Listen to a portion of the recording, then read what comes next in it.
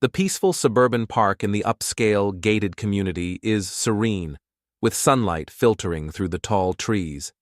Families are out enjoying the day, children running and laughing, joggers passing by, and people enjoying the tranquility of the surroundings. 12-year-old Jalen Carter, dressed in a hoodie and sneakers, sits alone on a bench in the park. He's sketching in his notebook, lost in his thoughts as he captures the beauty of the park on paper. His expensive sneakers and designer backpack make him stand out from the usual crowd of local children, though his relaxed demeanor suggests that he is no stranger to this upscale community. Enter Karen Montgomery, a wealthy white woman in her early 40s. She's pushing a small, yappy dog in a stroller. She walks briskly, a well-known figure in the neighborhood. But as she spots Jalen sitting alone on the bench, something shifts in her. She stiffens, eyeing him with suspicion. Karen, muttering under her breath, "What is he doing here?" She stops in her tracks, scanning Jalen with a mixture of disbelief and unease. Her eyes narrow as she watches him sketch in peace, convinced that he's out of place in the park. The contrast between his casual look and the community around him doesn't sit right with her. She clutches her pearls dramatically, her grip tight, and her gaze never leaving him. Jalen notices her staring, but doesn't react.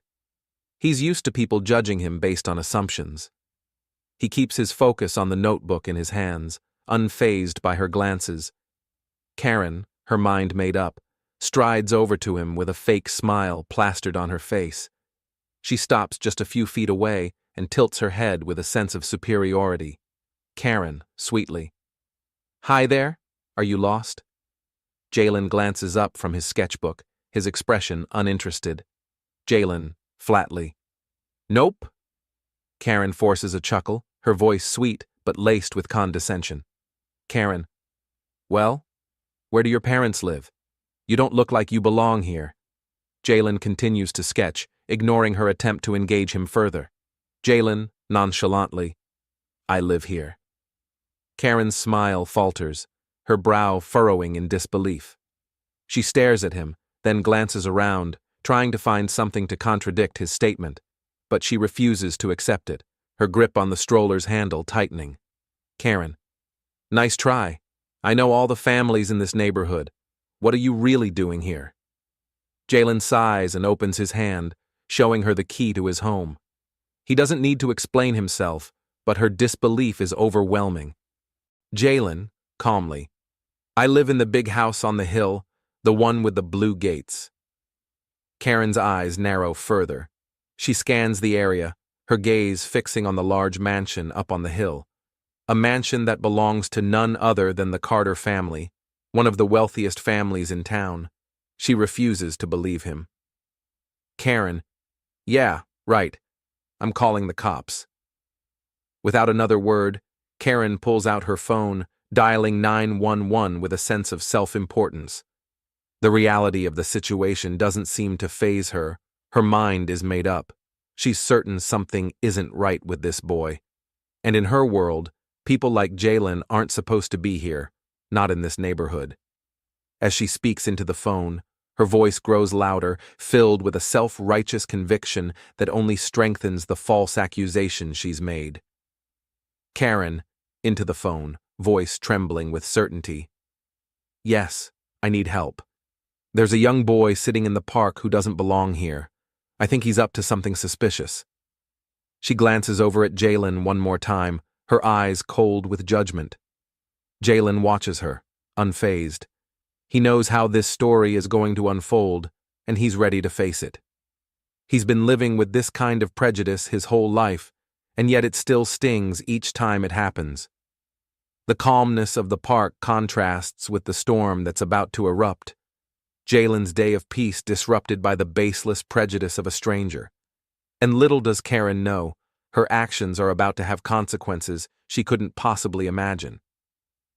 Karen continues to hold her phone to her ear, speaking with urgency, as if her voice could somehow make her accusations more legitimate. She leans forward, her gaze locked on Jalen, her fingers tightening around the phone as if clutching onto her false narrative for dear life. Karen, into phone, voice trembling with self-righteousness. Yes, I'm at Evergreen Park. There's a black teenager loitering. I think he's casing the houses. Jalen rolls his eyes, leaning back slightly on the bench. A faint chuckle escapes his lips as he shakes his head.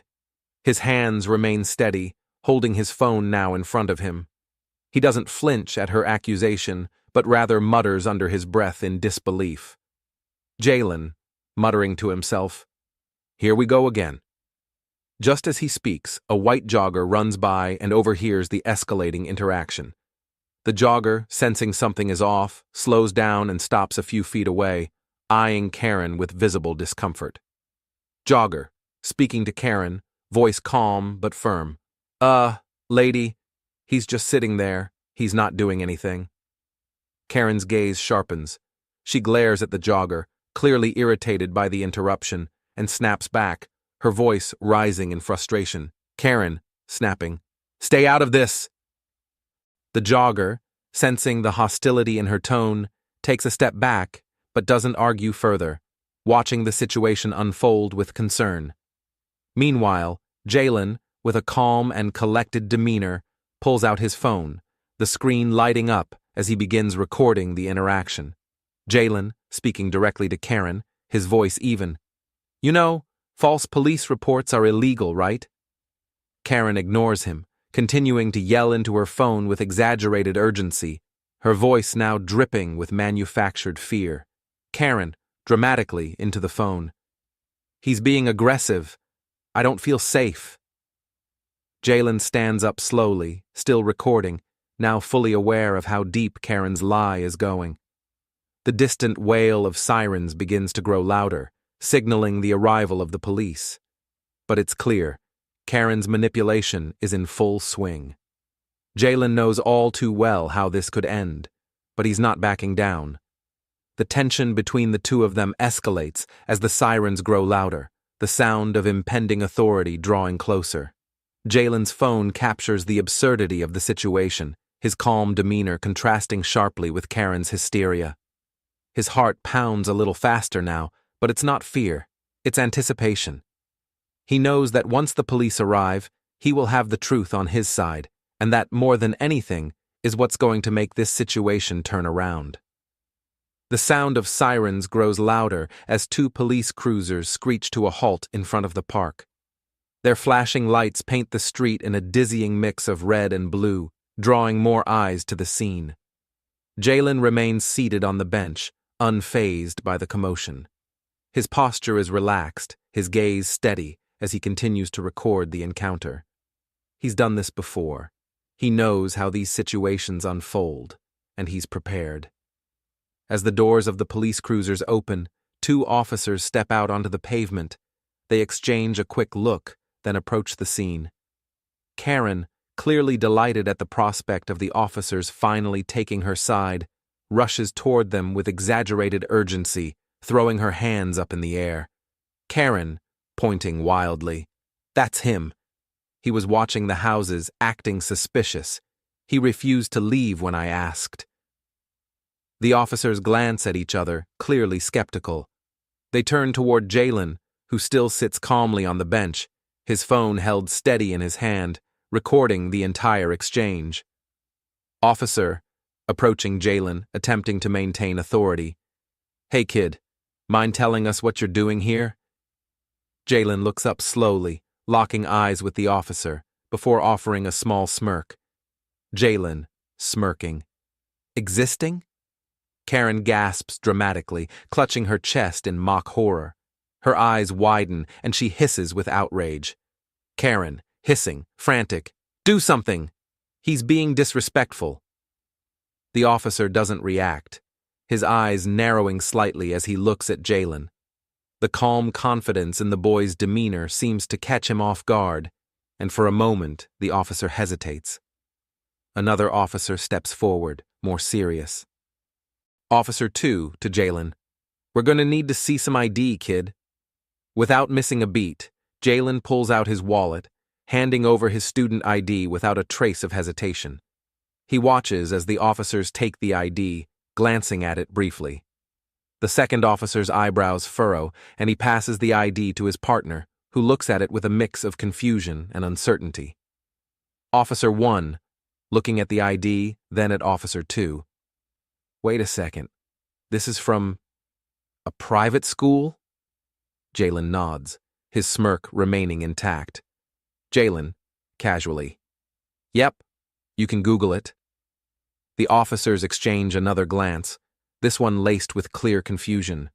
They can't seem to process the disconnect between the suspicious young man they were called to confront and the prestigious ID he just handed over. Karen stands beside them, her expression faltering as she watches the officers' puzzled reactions. Karen's face turns from angry to embarrassed as the officers take a step back, silently considering the situation. The tension in the air is thick with anticipation, and Jalen, ever the picture of composure, leans back on the bench, casually waiting for the officers to make their move. Before the officers can even respond to Jalen's calm defiance, the sound of a luxurious car engine rumbles in the distance. The crowd in the park turns their heads as a sleek black Rolls-Royce Phantom glides into the parking lot, its tinted windows reflecting the sun. The car comes to a smooth stop, and the doors open with an air of undeniable sophistication. The crowd watches in stunned silence as a woman steps out of the car. She's dressed in a sharp, tailored power suit, her heels clicking purposefully against the pavement. There's an undeniable presence about her. Every move exudes power, confidence, and authority. Dr. Vanessa Carter, Jalen's mother, walks straight toward the scene with a calm, unshakable composure. Her strides are purposeful and deliberate, and as she draws closer, the officers' faces freeze in shock. One of the officers, clearly recognizing her, stammers. "Officer," stammering, voice shaky. "Madam's secretary?" Karen, still standing by, watching the interaction unfold, is completely baffled. Her mouth falls open. Karen, eyes bulging, completely caught off guard. "Wait, what?" Jalen's mother, Dr. Vanessa Carter, isn't just any mother. She's one of the wealthiest women in America, an influential tech billionaire, a government official, and a woman with more power than most people could dream of. She's the last person anyone would expect to be tied to the young boy sitting calmly on the bench. Vanessa walks right past the officers, her gaze locking onto her son. Her voice, calm and nurturing, cuts through the tension in the air. Vanessa, gently, concerned, "Baby, you okay?" Jalen grins up at her, completely unfazed. Jalen, grinning in a playful tone. "Yup, just another Tuesday." Vanessa turns to face the officers, her posture straightening as she shifts into full professional mode. Vanessa, addressing the officers, voice cool but authoritative. "Gentlemen, why are you questioning my son?" The officers stand frozen, their faces pale as they struggle to find words. Their nerves are clearly getting the best of them as they stammer in response, unsure of what to do next.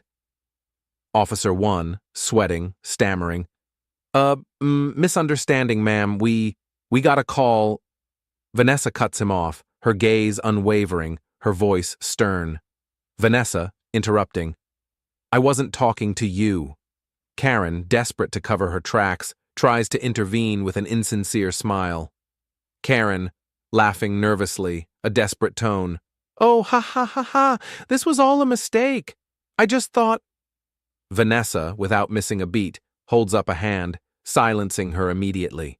Karen stops talking, her mouth snapping shut as she realizes just how out of place she truly is in this moment.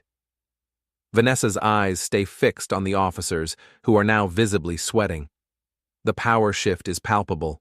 These officers, who moments ago had the upper hand, now stand powerless in front of a woman whose influence they had no idea existed. The crowd begins to murmur, some people pulling out their phones to record, while others are too stunned to speak.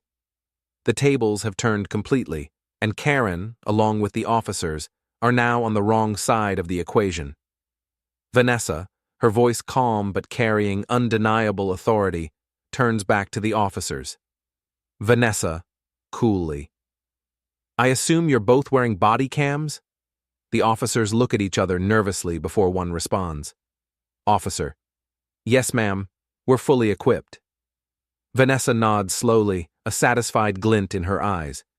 Vanessa, smoothly. Good. Because I'll be filing a formal complaint for racial profiling based on today's incident. Karen gasps, her face turning ashen at the mention of a complaint. The realization of what she's done hits her all at once, but before she can protest, Vanessa addresses her directly. Vanessa, sharply, stepping closer to Karen. What exactly did you think was going to happen, Ms. Montgomery? Karen stumbles back, her hands trembling. The facade of calm she's tried to maintain crumbles. Karen, panicking, voice cracking. I thought he was a criminal.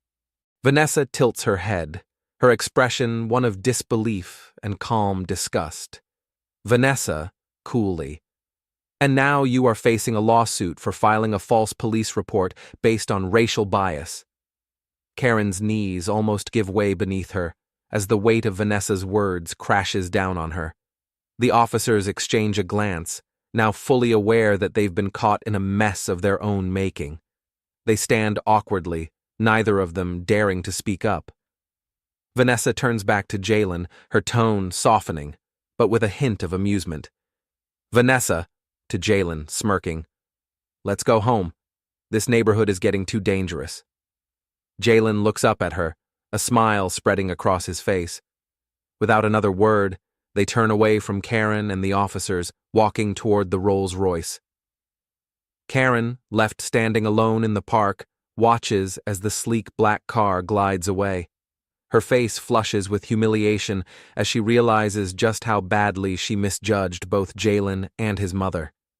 The power dynamic has shifted completely, and there's nothing she can do to reverse it. She stands there, completely defeated. As the car disappears down the street, the officers, who had stood silently by, exchange another look.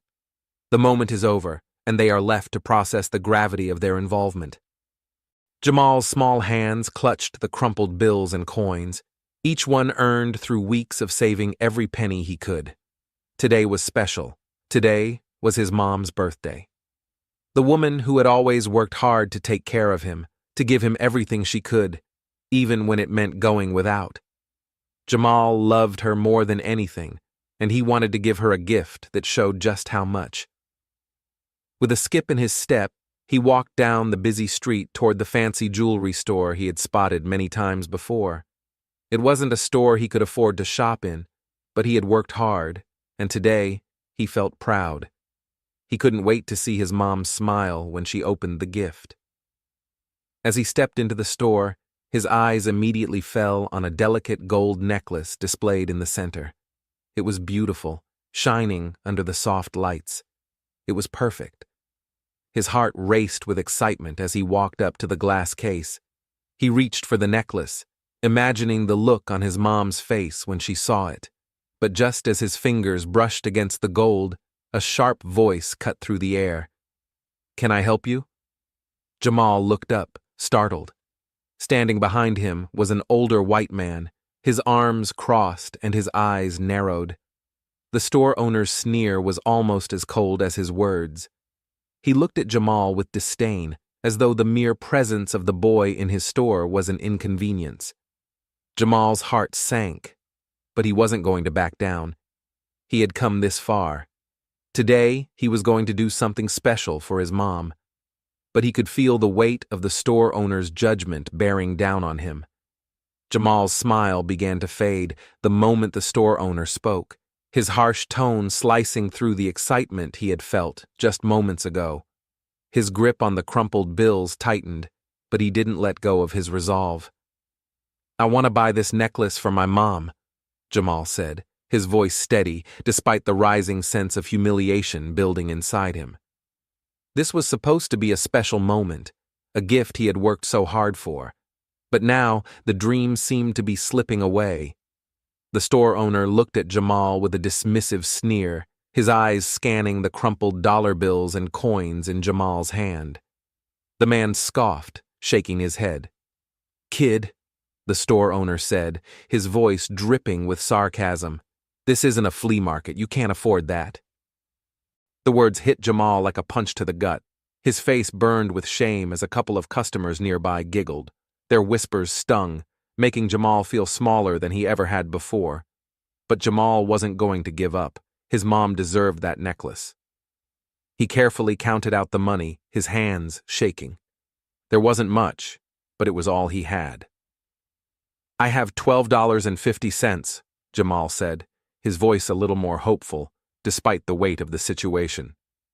The store owner let out a loud, mocking laugh, his voice echoing through the store. Oh, wow! 12 whole dollars. Maybe you can buy a candy bar instead. Jamal's heart sank. His eyes burned, and the sting of humiliation was sharp. His hands trembled, but he refused to let the tears fall. He wouldn't cry in front of these strangers. He had worked so hard for this moment, and he wasn't going to let the store owner take it away from him. Please, sir, Jamal pleaded, his voice trembling but firm. It's for my mom. She's the best mom in the world. Please, I just want to buy it for her. The store owner didn't even look at him. He snatched the necklace from the counter, his fingers cold and cruel. Get out! He spat, his voice laced with venom. We don't sell to beggars. Jamal stood frozen in disbelief, his heart shattering at the cruel words. The laughter from the customers was a blur in the background as the store owner shoved him away, his face twisted in contempt. Jamal blinked back the tears that threatened to spill. His small shoulders trembled, but he kept his head high. He wasn't going to let this man break him. He wasn't going to let anyone tell him he wasn't worthy. With one last glance at the necklace, the gift he had dreamed of giving his mom, Jamal turned and walked out of the store. His steps were slow, heavy, as if each one weighed him down more than the last, but inside, a spark of determination was kindling. He had been humiliated, but he wouldn't let this define him. He wasn't a beggar. He was a son who loved his mother. And no one, no matter how cruel, could take that away from him. As Jamal stepped out into the street, he didn't see the people laughing behind him, nor the mocking glances. He only thought of his mom, her face, her love, her warmth, and the promise he had made to himself. He would find a way to make this right. Just as Jamal walked out of the jewelry store, his heart heavy with shame, a deep, authoritative voice rang out behind him, cutting through the tense air. Is this how you treat paying customers? The voice was commanding, rich with power and authority. The whole store froze at the sound of it. The laughter, the whispers, the noise, it all stopped as if the world itself had paused. The store owner, who had been busy basking in his perceived victory, whipped around, his face draining of color. His arrogant demeanor faltered for the first time as he saw the man standing in the doorway. Standing tall in the entrance was a black man, impeccably dressed in a tailored suit, his presence filling the entire room. The man's eyes were sharp, his gaze intense and unwavering. This was no ordinary customer.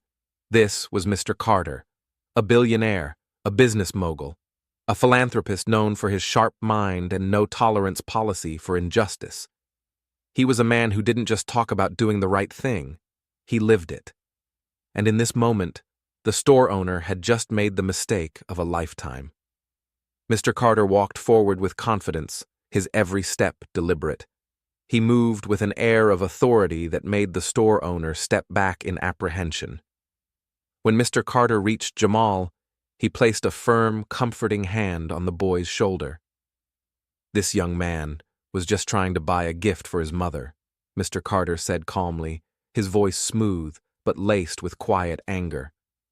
Instead, you chose to humiliate him in front of everyone. The store owner stammered, his face a mixture of confusion and fear. Sir, I didn't mean... Mr. Carter didn't let him finish. He didn't need to hear excuses. Instead, he turned to Jamal, his eyes softening. Son, Mr. Carter said, smiling warmly, how much did you say you had? Jamal, still overwhelmed by the turn of events, looked up at Mr. Carter, his voice barely above a whisper. $12.50, he replied. Mr. Carter nodded, his smile never leaving his face. Then this store, he said, pausing for dramatic effect, is about to have a sale. The store owner's face turned even paler, his mouth opening and closing as if he were searching for words that wouldn't come. He could feel the weight of the moment crashing down on him. He had thought he was in control, but now everything was shifting. Here's how it works, Mr. Carter continued, his voice firm but kind. You're going to sell this boy the necklace, and you're going to sell it to him for $12.50, exactly what he has. No more, no less. He turned to the store owner, his expression hardening. And if you can't do that, then I suggest you find a new line of work, because you're clearly not cut out for this one. The store owner's mouth worked uselessly for a moment. He had no idea who this man was, but the sheer force of his presence made him feel small, insignificant. He glanced at the necklace, then back at Mr. Carter, at a loss for words. Jamal, still processing the moment, glanced up at Mr. Carter, a mix of confusion and awe on his face. Wait, really? He asked, barely able to believe what was happening. I can really buy it? Mr. Carter nodded, his hand still resting gently on Jamal's shoulder. Yes, son. Go ahead. With the nod of Mr. Carter's approval, Jamal stepped forward, his heart racing with excitement and disbelief. He reached for the necklace, his hands shaking slightly as he counted out his crumpled bills and coins. The store owner stood there, frozen, unable to do anything but watch as Jamal made the purchase that had once seemed impossible. When Jamal handed over his money, Mr. Carter smiled and turned to the cashier. Ring him up, he said, his voice clear and authoritative. As the cashier processed the sale, the store owner watched in stunned silence.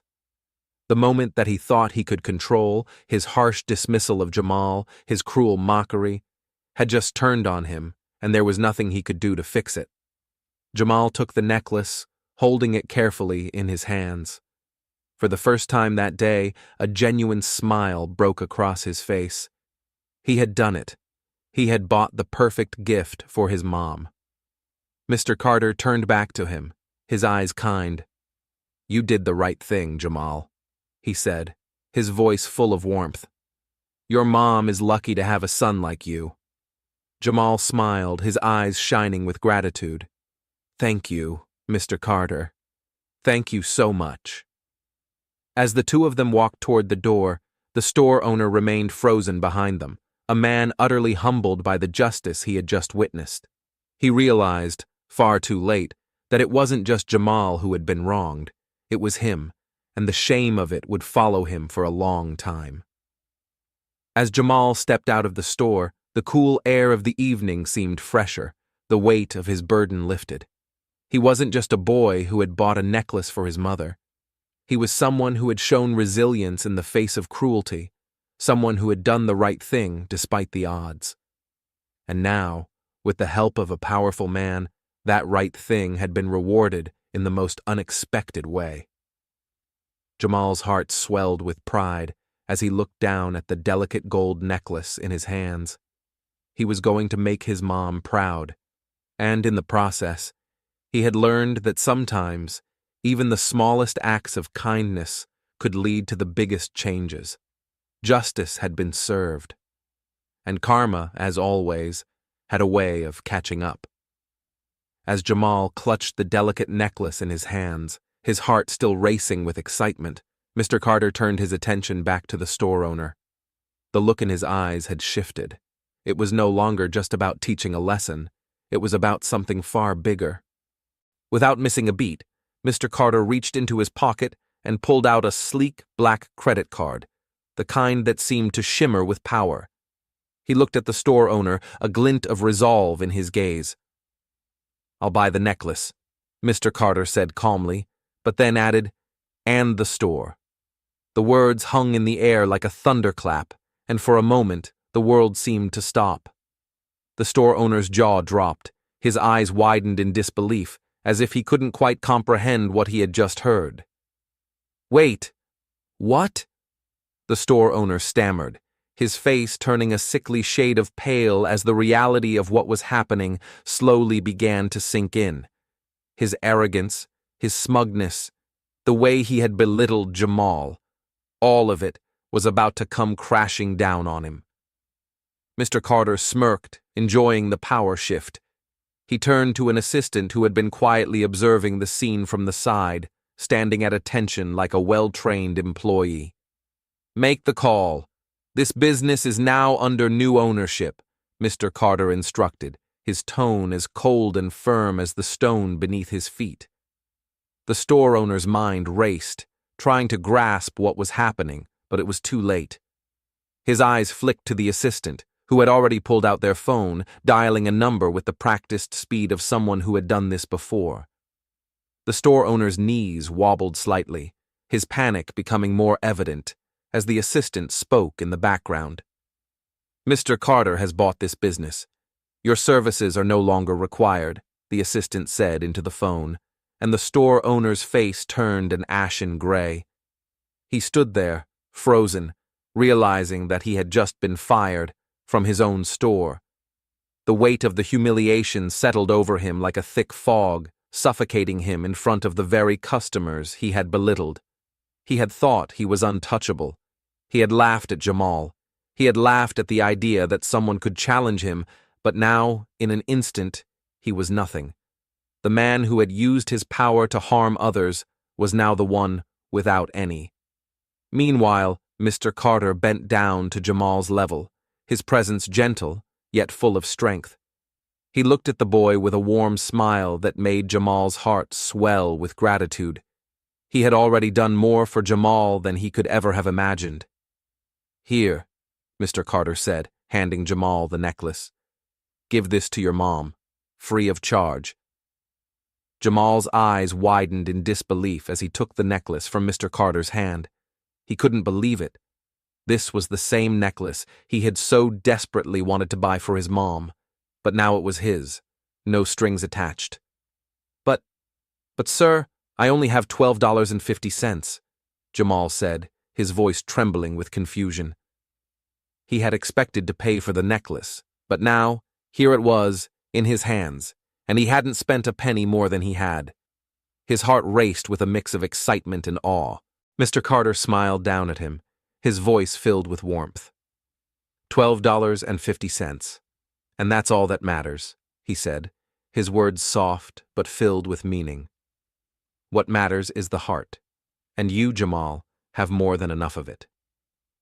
Jamal stood there, still processing everything that had just happened. The disbelief on his face slowly melted into a smile that grew wider and wider. He had come into that store with nothing but a dream to give his mom a special gift. And now, because of Mr. Carter's kindness, he was walking out with more than he could have ever hoped for. Meanwhile, the store owner stood motionless, his world crumbling around him. His head spun as he tried to make sense of what had just occurred. But nothing could change the truth. The tables had turned.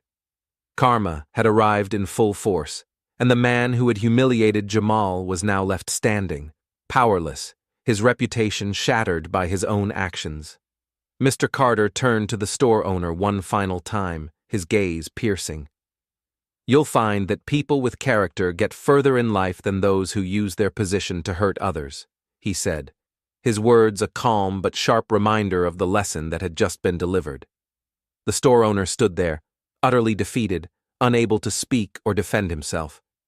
His hands shook as he glanced down at the mess he had created, his mind a whirlwind of regret. He had thought he could intimidate Jamal, but in the end, it was his own arrogance and cruelty that had brought him down.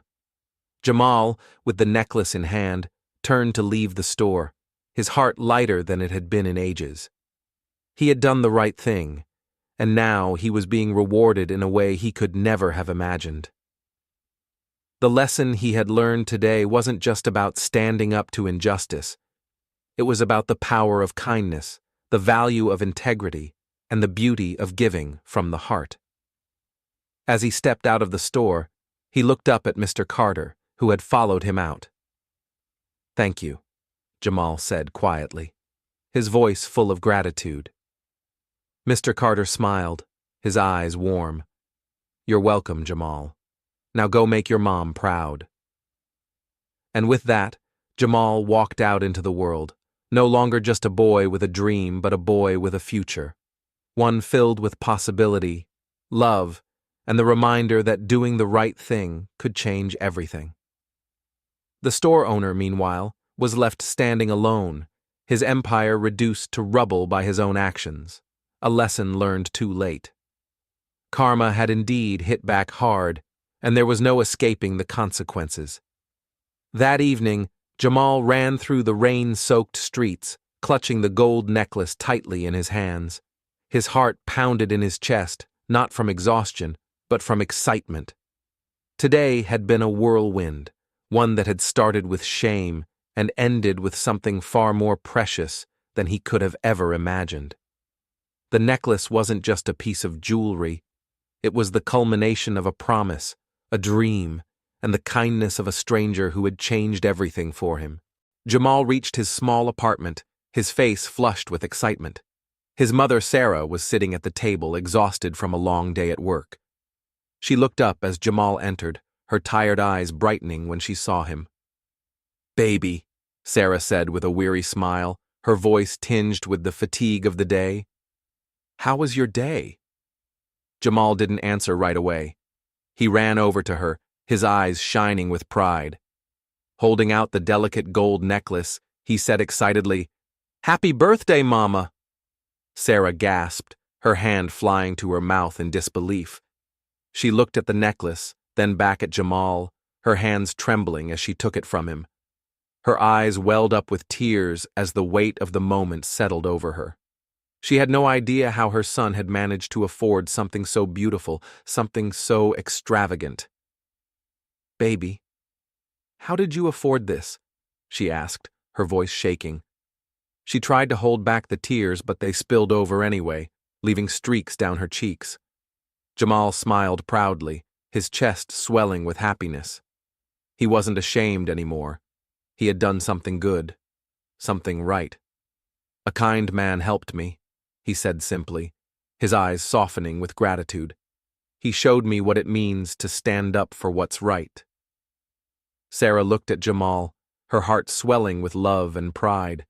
She had raised him to be kind, to be strong, to do the right thing no matter what. And now she was seeing the result of that love and care, a boy who, despite his circumstances, had the heart of a champion. She pulled him into a tight hug, the weight of the moment overwhelming her. "I'm so proud of you," she whispered, holding him close. "You're my hero." Jamal smiled, his heart full. His mom was everything to him. And now he had done something for her that he never thought was possible, a gift that showed her just how much he loved her. As they sat together, the necklace resting between them, there was a quiet moment of peace. The world outside could be cold and harsh, but inside this small apartment, there was warmth, love, and the promise of a future that was brighter than ever before. Meanwhile, just outside, across the street, Mr. Carter watched from a distance, his figure barely visible in the shadow of the building. He smiled to himself as he saw Jamal and his mother sharing a moment, the kind of moment that only came when someone had shown the strength to do what was right. He had changed a boy's life forever, and in turn, he had changed the course of their future. As he turned to walk away, Mr. Carter's heart felt lighter, knowing that sometimes the smallest acts of kindness could create the most profound change. For Jamal, for his mother, and for him, this was a new beginning, a full-circle moment where love, dignity, and justice met in a way that would echo for years to come. The story had come full circle. Justice had been served, and in the process, a boy had learned the most valuable lesson of all, that kindness, honesty, and a pure heart could open doors to a future that was beyond his wildest dreams. As the camera pulled away, fading into the night, viewers were left with a deep sense of satisfaction, knowing that in the end, kindness always wins. On a sunny afternoon at the local park, 14-year-old Mia was enjoying a rare day off from her responsibilities. Between school, babysitting her siblings, and helping her mom clean office buildings at night, moments like this were precious. She sat under an old oak tree, sketching wildflowers in her notebook when a scream shattered the calm.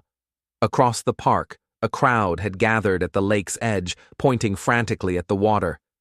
Without hesitation, Mia sprinted toward the chaos, her heart pounding. There, in the murky depths, a small boy thrashed wildly, his head disappearing under the surface. Mia didn't think.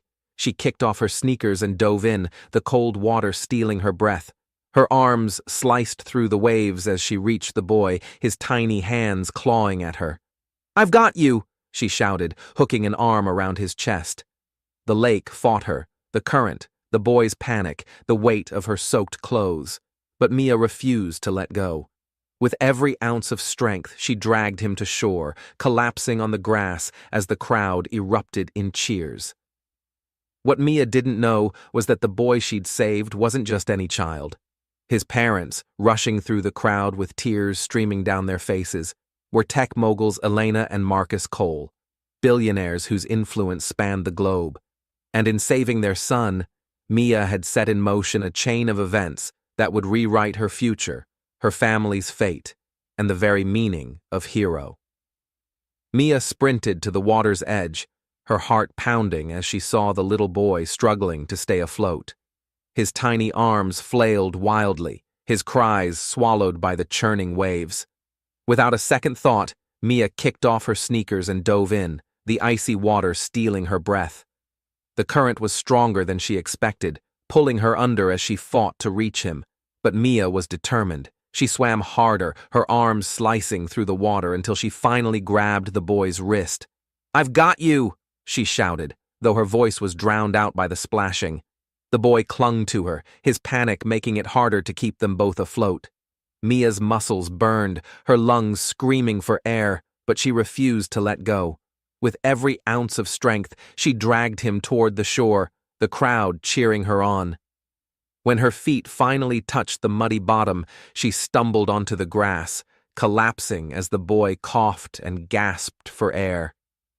His parents rushed forward, their faces pale with fear. The mother scooped the boy into her arms, sobbing, while the father knelt beside Mia.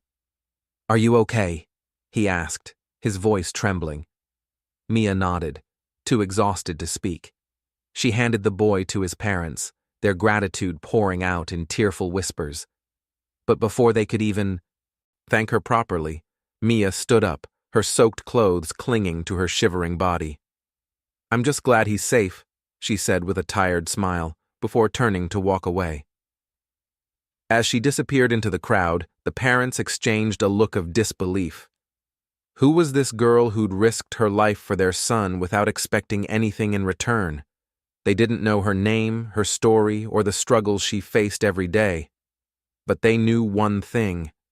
They owed her more than words could ever express. The next morning, Mia was back to her usual routine, waking up early to help her mom clean office buildings before school. She didn't tell anyone about what had happened at the lake. To her, it was just something she had to do. But little did she know, the boy's parents had already begun searching for her. Security footage from the park, eyewitness accounts, even social media posts, they left no stone unturned. And when they finally found her, it wasn't just to say thank you, it was to change her life. A sleek black car pulled up to Mia's modest home one evening, its polished exterior gleaming under the streetlights. Her mother stepped outside, wiping her hands on her apron, her eyes wide with worry. But the couple who stepped out of the car, Elena and Marcus Cole, were calm, their faces filled with gratitude. "We're looking for Mia," Elena said softly, "the girl who saved our son."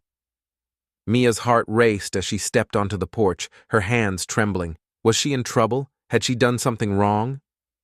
But Marcus smiled, his voice steady. "You're a hero," he said, "and we want to make sure you're taken care of." Before Mia could respond, Elena handed her an envelope. Inside was a check, one with more zeros than Mia had ever seen. "This is just the beginning," Elena said. "We're going to make sure you and your family never have to struggle again." Mia's mother burst into tears, clutching the envelope like a lifeline. But Mia stood frozen, her mind spinning. She hadn't done it for money or recognition. She'd done it because it was the right thing to do. And yet, here she was, standing on the edge of a future she'd never dared to dream of.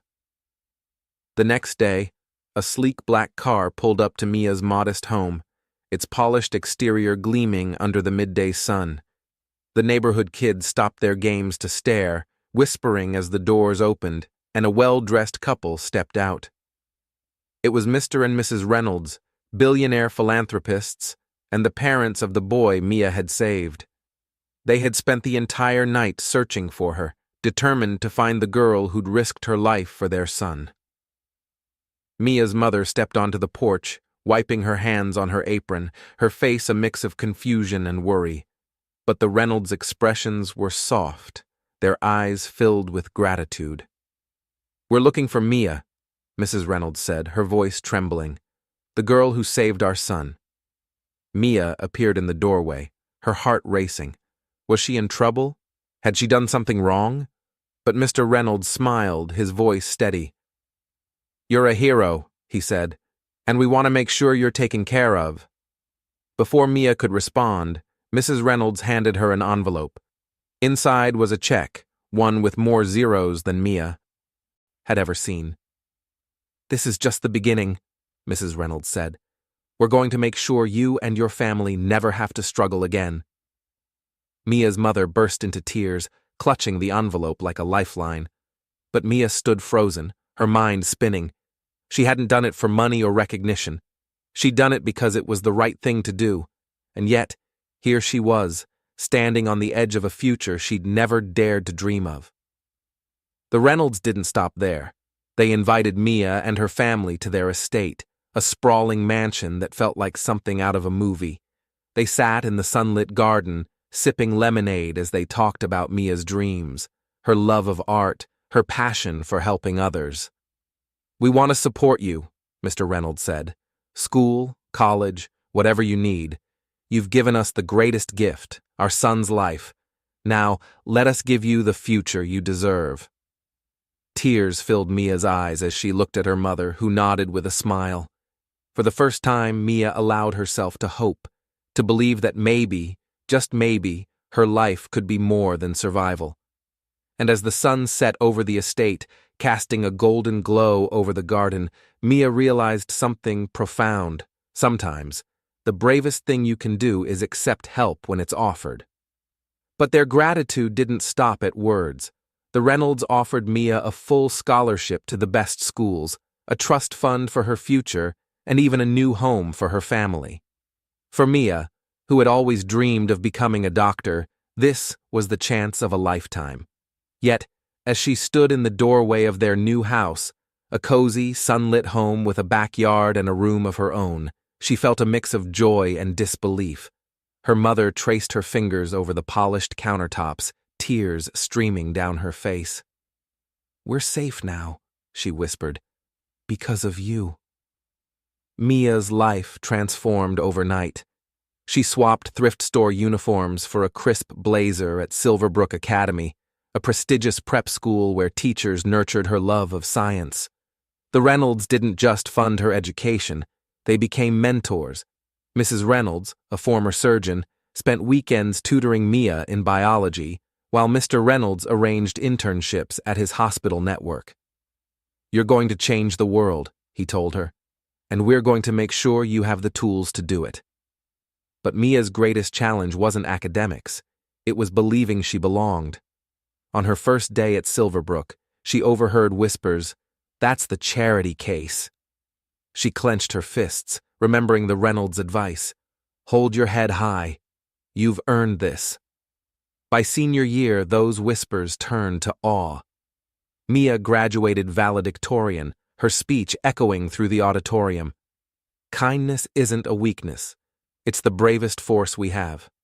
And sometimes, It hands you a lifeline when you least expect it.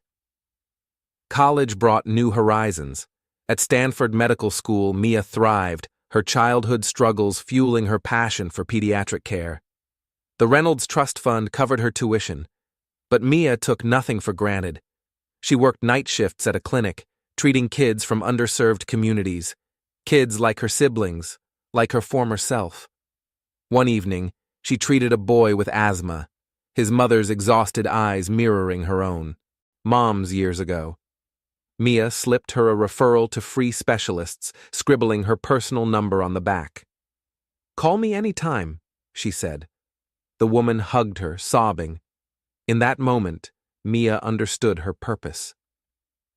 Years later, Dr. Mia Coleman stood in the lobby of her own clinic, a state-of-the-art facility funded by the Reynolds, built in the neighborhood she'd grown up in. The walls were painted with murals of superheroes, and the waiting room buzzed with laughter. Her mother, now the clinic's office manager, handed her a stethoscope. "Your first patient's here," she said, pride glowing in her eyes.